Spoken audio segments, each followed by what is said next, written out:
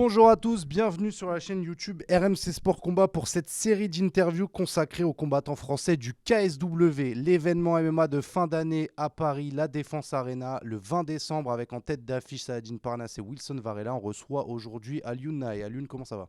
Super, très bien, merci. Merci de me recevoir.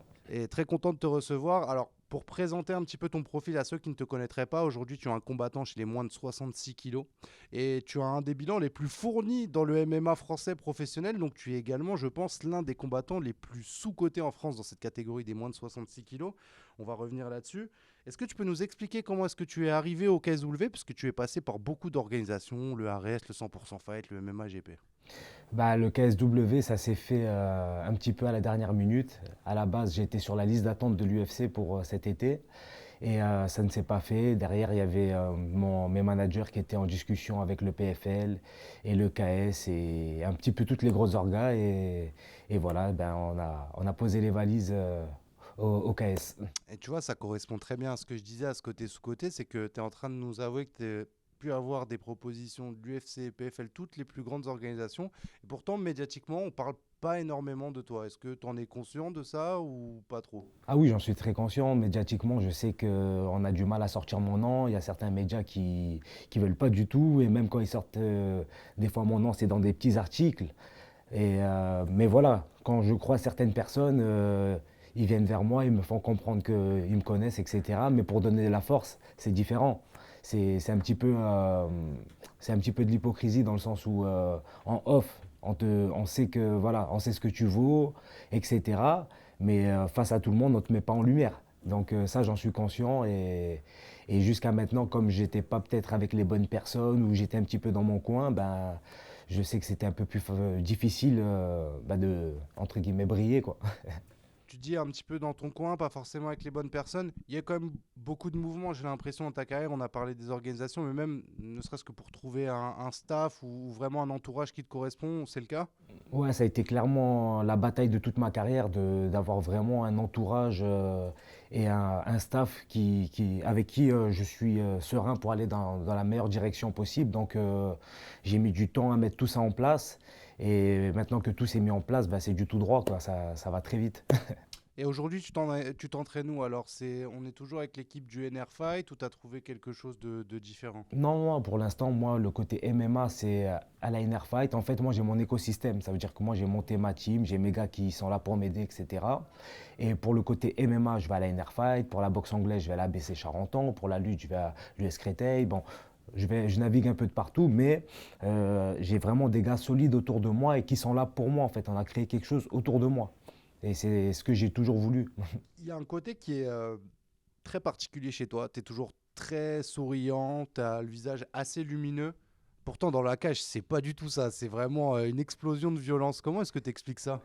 C'est dans ma nature. En fait, moi, je suis quelqu'un de souriant, de généreux. Je vais pas, voilà, je vais pas m'inventer une vie, hein. Je suis quelqu'un tranquille dans la vie de tous les jours.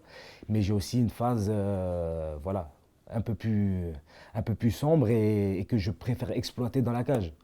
Cette face sombre, elle vient de quelque chose en particulier? C'est le vécu, le passé, l'enfance, je sais pas. Ça vient de mon enfance, mon vécu, par où je suis passé, les endroits où j'ai grandi. On a grandi en cité, c'est pas pour faire les clichés, mais souvent j'étais obligé de, comment dire, de, d'apprendre à pas me laisser marcher dessus. Ça veut dire qu'on apprend à pas se laisser marcher dessus. Petit à petit, on essaye de ne pas se faire tester parce qu'on est souvent testé. Donc quand on est trop gentil dans un milieu comme ça, c'est compliqué. Hmm. Ouais, Ouais, le but pour toi, c'était vraiment que personne ne te marche sur les pieds ou n'arrive à profiter ou abuser de toi concrètement. exactement, bah en fait c'est pas facile quand tu grandis, tu es seul avec ta mère, t'as pas de grand frère, t'as pas, t'es petit, ça veut dire que tu apprends vite entre guillemets à sortir les crocs pour pas te faire bouffer quoi. Hmm. Voilà. Aujourd'hui, justement, dans cette situation du MMA, toi qui es un combattant qui est pas forcément des plus visibles, tu vis à 100% du MMA, tu travailles à côté par exemple? Oui, à l'heure actuelle, ben, je fais que ça veut dire qu'à côté je donne des cours. Ok. Donc je donne des cours en insertion aussi à des petits jeunes qui sont en difficulté, etc.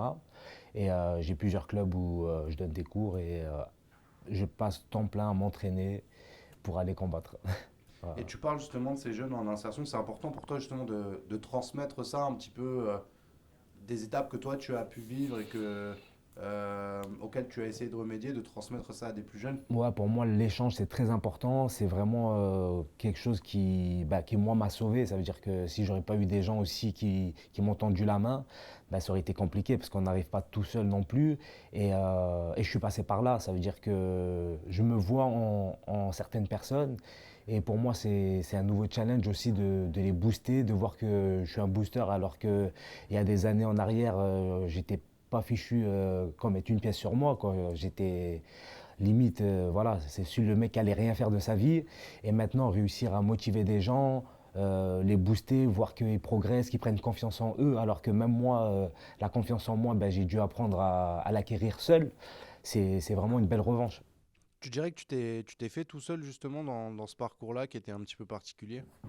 C'est délicat de dire je me suis fait tout seul parce que oui, j'ai traversé beaucoup de choses seul, mais je suis tombé aussi sur des bonnes personnes à certains moments qui m'ont facilité ce chemin-là. Ça veut dire que si j'aurais pas croisé certaines personnes qui m'auraient dit de sortir de certaines bêtises, qui m'auraient qui m'auraient qui auraient appuyé sur le chemin dans lequel j'étais, ça aurait été un petit peu différent. Donc je pense que tu ne te fais pas tout seul non plus. Il y a aussi les bonnes personnes, etc., quoi. Mais c'est toi qui prends tes choix. Tu penses que le MMA, ça t'a empêché de basculer dans des trucs vraiment plus sombres? Oui, clairement. Clairement, parce que avant le MMA, j'avais pas beaucoup d'espoir. Je savais pas ce que j'allais faire de ma vie, clairement. Donc le MMA, en fait, c'était même limite quand je t'ai payé au début, j'étais surpris de me dire que je pouvais être payé pour ça, tu vois. C'était une belle surprise et surtout après, comme je t'ai dit, c'est le fait de donner des cours, euh, aussi le fait est t'as vu, de pouvoir rentrer dans des grosses organisations, que les gens viennent te voir, te dire que tout ce que ça peut t'offrir derrière, en fait, c'est énorme, tu vois. Du coup, on parle grande organisation. Aujourd'hui, tu es en 14 victoires pour 4 défaites chez moins de 66 kilos, qui est une catégorie qui est ultra dense hein, mondialement. Tu rejoins le KSW. On parle de grande organisation, d'un gros show. C'est quoi l'image que tu as eue du KSW justement avant de l'intégrer? Moi, l'image que j'avais du KS, c'est j'appréciais déjà le show qu'ils faisaient. Les shows, ils étaient incroyables. Il y avait Mohamed Khalidov que je suivais beaucoup, qui est un combattant dans mes top combattants, parce qu'il était passé par le Pride, une des orgas qui m'a poussé à aller vers le MMA. Et quand je voyais la qualité des shows, quand je voyais aussi ce que faisait Saladin Parnasse, ce qu'il a réussi à amener pour que ce soit un petit peu plus exposé en France, ben, c'était énorme et c'est vrai que j'avais un œil dessus. Voilà. Et comment est-ce que tu te projettes toi maintenant au KSW? Tu veux rester assez longtemps là-bas, toi qui as fait beaucoup d'organisations pour te stabiliser justement un petit peu dans l'optique que tu décrivais? Bien sûr. Ben, moi, en fait, dans toutes les orgas, j'ai jamais été dans le truc de me dire je vais rester 102 ans ou pas. Moi, mon but, c'était d'aller dans une orga et viser le top. Ça veut dire que voilà, le top de l'organisation, c'est la ceinture. Je vais tout faire pour viser la ceinture et après avoir les discussions qui s'ouvrent à moi et l'évolution. Mais le but d'un combattant, c'est toujours d'évoluer vers ce qu'il y a de mieux. Donc si le KS me propose demain d'avoir la ceinture et me propose des challenges et me propose un bon plan de carrière, ben, j'y vais, je reste tous les jours là-bas. Et ça veut dire que si la ceinture est détenue toujours par Saladin Parnasse, tu serais pas contre de l'affronter pour cette ceinture? Non, ce serait le top. Franchement, ce serait le top. Saladin Parnasse, on s'est entraîné ensemble pendant une période. Et si j'arrive déjà à la ceinture, ça veut dire que j'aurais traversé pas mal de montagnes. Donc, ce serait incroyable. Ce serait incroyable. Tu parlais du Pride, justement, une organisation que tu as appréciée. C'est quoi tes... Quels sont les combattants ou les choses qui t'ont influencé dans le MMA, que ce soit le Pride, l'UFC c'était quoi les combattants qui t'inspirent ou qui t'inspiraient justement? Euh, Quand je reprends le Pride, le combattant qui m'a le plus inspiré et qui m'inspire toujours, c'est Fedor Emelianenko. Donc lui, c'était la force tranquille, mais dans la cage, c'était un déchaînement de violence, pareil. Et c'est un mec que tu vois dans la vie de tous les jours, ben, tu peux dire que c'est ton boulanger, quoi, dans le sens où il fait pas les gros bras, il est tranquille, la tête baissée, super humble. Mais dans la cage, c'était une furie. Et moi, combattants-là qui m'inspirent. Ils ne sont pas dans le trash talk, etc. Mais par contre, quand tu regardes un combat d'eux, ben, tu es choqué. Tu es choqué parce que tu as rarement vu ça. Ça veut dire que moi, je me dirige plus vers ça. Je ne vais pas beaucoup parler, mais dans la cage, je vais essayer de tout donner et choquer mon adversaire et les gens. Ben justement, on l'a beaucoup vu dans la cage. Tu as une particularité dans cette catégorie. Alors, attention, je vais beaucoup vulgariser. On peut dire que Saladin, c'est un monstre athlétique, de cardio, de technique. D'autres noms, ça pourrait être Morgan Charrière, qui est beaucoup plus dans, par exemple, la puissance, etc. Je vulgarise énormément, hein. Il n'y a pas que ça. Azael Adjouch, qui va être un énorme technicien. Quand j'ai parlé à ton coach, le premier truc qu'il m'a dit, Alioune, en termes d'explosivité, j'ai jamais vu ça. Il a des qualités naturelles qui sont hors du commun. Tu te rends compte de ça? C'est ça qui définit ton style principalement aujourd'hui? Oui, j'en ai pris conscience parce que justement, il y avait des fights où tous mes entraîneurs cherchaient à me canaliser. Ça veut dire que moi, le truc en général dans un fight, c'est pas vas-y, c'est surtout tranquille. Ça veut dire que au fur et à mesure, j'ai compris qu'il se passait quelque chose avec ça. Parce que souvent, il y a des combattants, on est obligé de les booster, etc. Et moi, on a toujours essayé de tenir les chevaux et tout. Et maintenant, c'est avec l'expérience, j'arrive entre guillemets à tenir les chevaux et les lâcher au bon moment. Mais ça, je sais que c'est quelque chose, c'est plus fort que moi. Voilà. Ouais, Jean Ndoye, justement, qui échangeait à ce propos, qui me disait Alioune, il a d'énormes qualités. Il faut effectivement se contenir pour pouvoir mettre en place des choses un petit peu plus tactiques dans le combat. C'est ce qu'on voit en plus récemment.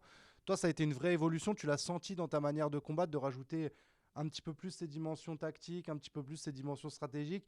Parce que j'en parlais avec Jean, on dit, bah, à Lyon, typiquement, s'il prend un coup, il va le remettre tout de suite. Il va se déclencher quelque Bien chose. sûr, bien sûr. Ben ça aussi, il y a le passé qui me rattrape. Ça veut dire que j'étais dans un truc où c'est du tac au tac, il n'y a pas de calcul. Le but, je vais dire les mots, c'est d'arracher la tête à celui qui est en face de toi le plus vite possible. Et tu as ce truc-là de rage. Et ça, maintenant, avec le temps et l'expérience, j'ai appris à vraiment le canaliser pour pas que ce soit aussi une faiblesse. Parce que c'est une force, mais ça peut être une faiblesse et ça m'a déjà fait défaut dans le sens où tu tombes sur des adversaires, tu as envie de les arracher et eux, ils bloquent le combat, ils gagnent stratégiquement et au final, tu es frustré parce que, ok, tu n'as pas pris beaucoup de coups, mais tu n'as pas fait grand-chose parce qu'ils t'ont annulé. Donc ça, j'en ai pris conscience aussi et pareil, maintenant, j'essaye vraiment de me mettre plus en place, d'écouter plus mon coin parce que pareil, à l'époque, j'avais pas aussi les bonnes personnes autour de moi pour me guider. Ça veut dire que moi, la plupart des combats que j'ai faits, j'apprenais sur le tas. J'avais pas une expérience où il y a des gens qui m'apportaient leur expérience. Ça veut dire que j'allais piocher un petit peu en boxe thaï, en boxe française, dans toutes les disciplines séparées. Et c'était le jour du fight que j'apprenais à faire du MMA. J'avais pas de structure MMA comme maintenant je peux l'avoir avec Jean, qui est tout le temps là à me reprendre, à me donner des plans tactiques, etc. Même maintenant, quand on fait des sparring tests, ben, je suis beaucoup plus à l'écoute et je vois que là, on est vraiment dans une bonne direction, quoi. Quand on parle de Jean Ndoye, hein, qui est entraîneur MMA au NR Fight, qui lui aussi est un entraîneur méconnu. Du coup, il y a pas de hasard. Tu penses qu'il y a cette maturité-là, elle vient aussi avec l'âge, mine de rien. On dit souvent que les combattants, ils ont un prime autour de la trentaine. Est-ce que c'est un truc que tu as pu ressentir aussi avec bah, l'évolution de la vie en tant qu'homme? Tu vieillis un petit peu. Est-ce que tu t'es dit, ah, il y a peut-être une autre manière d'aborder le combat? Bien sûr, ben oui. Après, déjà, quand tu passes certains combats, à chaque fois tu fais le point. Ça veut dire que moi, il y a même des combats où je gagne, ben, je ne suis pas en train de chercher ce que j'ai fait de bien. Je suis toujours en train de chercher le négatif.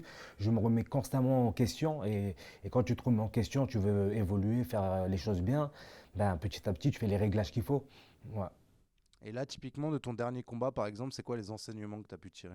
Les enseignements que j'ai pu tirer, c'est que j'étais très bien dans le fight. Il y a un moment où je suis sorti légèrement du fight et j'ai mis un kick à un moment où j'aurais pas dû, parce j'aurais pas dû et il m'a saisi. Et à partir de là, ben, il y a des choses qu'après on ne peut pas maîtriser. J'ai roulé et en roulant, je me suis éclaté l'épaule. Ça s'est pas vu. Mais c'est des trucs qui te font réfléchir. Tu te dis, la prochaine fois, peut-être que je prendrai moins de risques.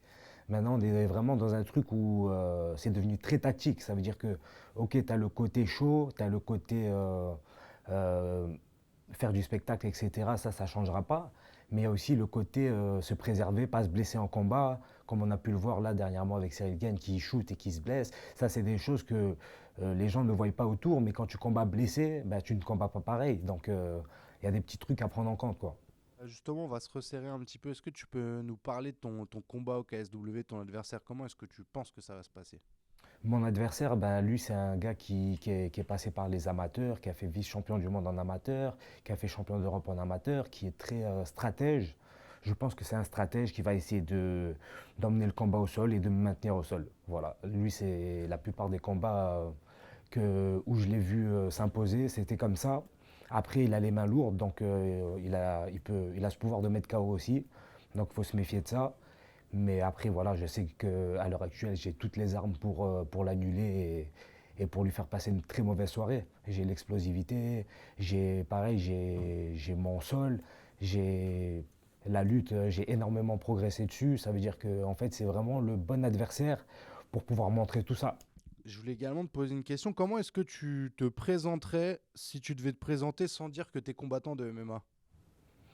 Comment je me présenterai bah, comme un humain, comme un humain normal avec ses qualités, ses défauts et qui essaye de faire au mieux. Et quel message tu pourrais donner justement aux gens qui ne te connaissent pas pour qu'ils regardent ton combat au KSW et qu'ils aient envie de regarder la suite du KSW? Bah, venez regarder, vous allez voir que on va être loin des clichés du MMA où c'est un sport brut. Vous allez voir que c'est vraiment un sport intelligent. Moi, je suis une personne en général dans la cage généreuse. J'essaie vraiment de faire du spectacle. C'est dans ma nature. Donc, et de montrer tous les aspects techniques. Moi, je suis vraiment, voilà, on me voit souvent comme quelqu'un d'explosif, de brut, mais je suis quelqu'un de technique et ce que je fais, c'est réfléchi. Donc, j'essaie aussi, quand j'enseigne, d'inculquer ça à mes élèves, la partie technique, de ne pas faire tout et n'importe quoi. Et donc voilà, si vous ne connaissez pas le MMA, ben, c'est le meilleur moment de venir découvrir. Et est-ce que tu vises un finish sur ce combat-là? Sur ça, franchement, moi je suis un opportuniste. Ça veut dire que je sais que j'ai beaucoup de qualités, j'ai beaucoup d'armes, donc je prendrai tout ce qui se présente à moi. Mais on va essayer de finir avant la limite.